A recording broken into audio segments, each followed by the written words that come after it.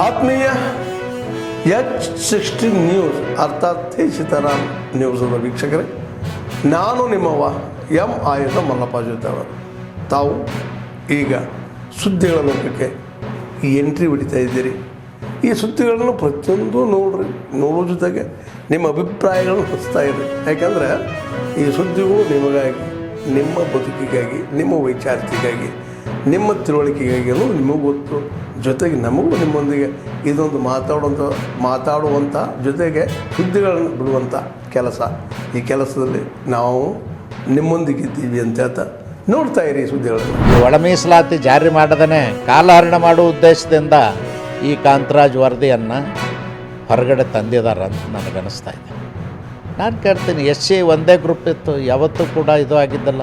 ಅಸ್ಪೃಶ್ಯರಲ್ಲಿ 5 ಕಮ್ಯುನಿಟಿಗಳೇನು ಅಸ್ಪೃಶ್ಯರಿದ್ದಾರೆ, ಯಾವತ್ತೂ ಕೂಡ 1950ರಲ್ಲಿ ಮೀಸಲಾತಿ ವ್ಯವಸ್ಥೆ ಜಾರಿಗೆ ಬಂದಾಗೂ ಕೂಡ ಅವರು ಹೇಳಿದರು SC ಒಂದೇ ಗ್ರೂಪ್ ಮಾಡಿದ್ದರು. ಇವರು ಇವತ್ತು ಲೆಫ್ಟು ರೈಟು ಅಂತ ಮಾಡಿದ್ದಾರೆ.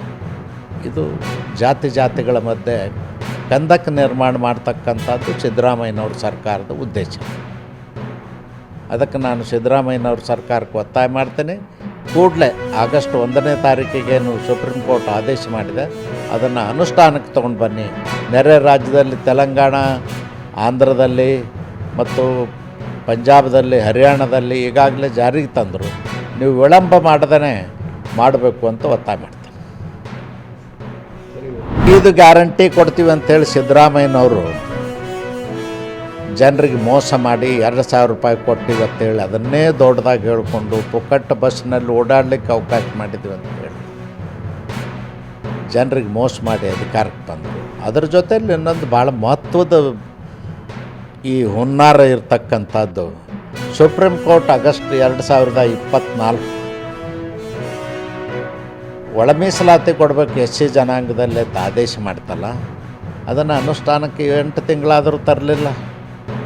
ಕಾಂಗ್ರೆಸ್ಸಿನ 2023 ವಿಧಾನಸಭಾ ಚುನಾವಣೆಯಲ್ಲಿ ನಾವು ಅಧಿಕಾರಕ್ಕೆ ಬಂದ ಮೊದಲನೇ ಕ್ಯಾಬಿನೆಟ್ನಲ್ಲೇ ನಾವು ಒಳ ಮೀಸಲಾತಿ ಜಾರಿ ಮಾಡ್ತೀವಿ ಅಂದಿದ್ರಿ. ಈಗ ದತ್ತಾಂಶ ಸರಿ ಇಲ್ಲ ಅಂತ ಹೇಳ್ತೀರಿ, ಮತ್ತೊಂದು ಕಮಿಷನ್ ನೇಮಿಸ್ತೀರಿ. ಇಂಥ ಮೋಸದಾಟ ಬಿಡಬೇಕು. ನನಗನ್ನಿಸ್ತದ ಈ ಕಾಂತರಾಜ್ ವರದಿಯನ್ನು ಬಹಿರಂಗಗೊಳಿಸಿ ಅದರಿಂದ ಆಕ್ಷೇಪಣೆಗಳನ್ನು ಪಡೆದು ಈ ಒಳ ಮೀಸಲಾತಿ ಜಾರಿ ಮಾಡದೇ ಇರತಕ್ಕಂಥ ಹುನ್ನಾರವನ್ನು ಸಿದ್ದರಾಮಯ್ಯನವ್ರ ಸರ್ಕಾರ ಮಾಡಿದೆ ಅಂತ ನನಗನ್ನಿಸ್ತಾ ಇದೆ.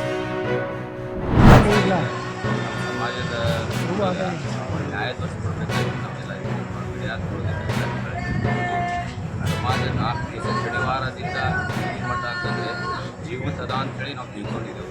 ಬರೀ ಡಾಕ್ಟರ್ ರವಿ ಪಾಟೀಲ್ ಹಾಸ್ಪಿಟಲಲ್ಲಿ ಮಾಡಿದ್ದೀವಿ, ಅಲ್ಲಿ ಭಾಳ ರಾಶಿ ಆದರೂ ಅಲ್ಲಿ ಅಷ್ಟು ನಮಗೆ ಇದಾಗಲಿಲ್ಲ. KSRTC ನೀರಾದರೂ ನಮ್ಮ ಕಡೆ ಏನು ಪೇಮೆಂಟ್ ಕೊಟ್ಟಿದ್ದಾರೆ. KSRTC ಆದರೂ ಇದು ಮಾಡಿಲ್ಲ ಅವರು. ಇದು ಅವರು ನಮ್ಮವರೇ, ಆದರೆ ಈ ಥರ ಇನ್ನೊಬ್ಬರೇ ಆಗಬಾರ್ದು. KSRTC ಡಿಪಾರ್ಟ್ಮೆಂಟಲ್ಲಿ ಈ ಥರನೂ ಇದು ಮಾಡ್ತಾರೆ ಅಂತಂದರೆ ನಮ್ಮ ಪಂಚಾಯತ್ ಇದು ಮಾಡಿದ್ದೀವಿ. ಹಾಗಾಗಿ ಸರ್, ಈಗ ಏನಾಗಬೇಕಂತೀರಿ ಸರ್ ನೀವು? ಏನಿಲ್ಲ, ಇನ್ನೊಬ್ಬರಿಗೆ ನಮ್ಮ KSRTC ಡಿಪಾರ್ಟ್ಮೆಂಟ್ ಯಾರು ಇದ್ರ ಮೇಲೆ ಅನುಮಾನ ಇದೆಯಾ ಸರ್ ನಿಮಗೆ? ಅದ್ರ ಮೇಲೆ 100% ಅವ್ರ ಅನುಮಾನ ಇದೆ. ಅವ್ರ ಗೆಳೆಯರ ಸಂಘದಿಂದ ಮೋಸ ಆಗಿದೆ. ದಯವಿಟ್ಟು ನಮ್ಮ ಮೀಡಿಯಾ ಥ್ರೋದಿಂದ ಅವರಿಗೆ ನ್ಯಾಯ ಕೊಡಿಸಬೇಕಾಗಿ ಮೋಸ ಫೋನ್ ಮಾಡಿ ಕರೆದಿದ್ದಾರೆ. ಅಲ್ಲಿ ಕುಂತಿದ್ದಾರೆ ಅಂತೇಳಿ ಬಾರಲ್ಲಿ ಕುಡಿಸಿದ್ದಾರೆ. ಕುಡಿಸು ಏನೇನು ಮಾಡಿ ಮೋಸ ಆಗಿದೆ ಅಂತೇಳಿ ನಮಗೆ ಯಾರ ಹೆಸರು ಏನಾದ್ರು ಗೊತ್ತಿದೆ ಸರ್? ಹೆಸರು ಏನು ಗೊತ್ತಿಲ್ಲ. ಅವ್ರು ಒಂದು 5-6 ಜನ ಏನು ಮಾಡಿದ್ದಾರೆ. ಎಲ್ಲ ರಿಪೋರ್ಟ್ ಬಂದ ಮೇಲೆ ಕಂಪ್ಲೇಂಟ್ ಏನು ಮಾಡಿ ನಾವು ಸ್ಕಿನ್ ಹಾಕಿ ಬಿದ್ದು ಇದು ಮಾಡಿದ್ದೇವೆ. ಒಂದು ಜಸ್ಟ್ ಅಲ್ಲಿ ರಿಲಯನ್ಸ್ ಇದರಲ್ಲಿ ನಮಗೆ ಒಂದು ಇದು ಬಂದಿತ್ತು ವಿಡಿಯೋ, ಆ ಥರ ನಾವು ಇದು ಮಾಡಿದ್ದೇವೆ. ಏನು ಕಾರಣ ಏನಿಲ್ಲ, ನಮಗೇನೋ ಮೋಸ ಆಗಿದೆ ನಮಗೆ ಡೌಟು. ನನ್ನ ಹೆಸರು ಪ್ರಕಾಶ್ ರಾಠೋಡ್.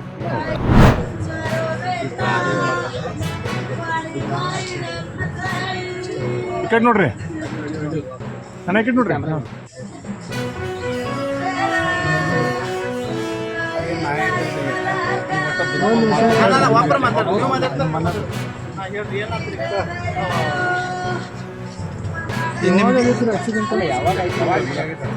ಶುಕ್ರವಾರ ನೈಟ್ 1 ಗಂಟೆ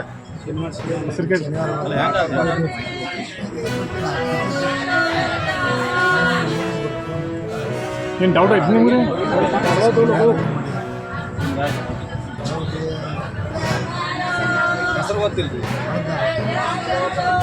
ಮರ್ಡರ್ ಮಾಡ್ಯಾರ ಅಂತ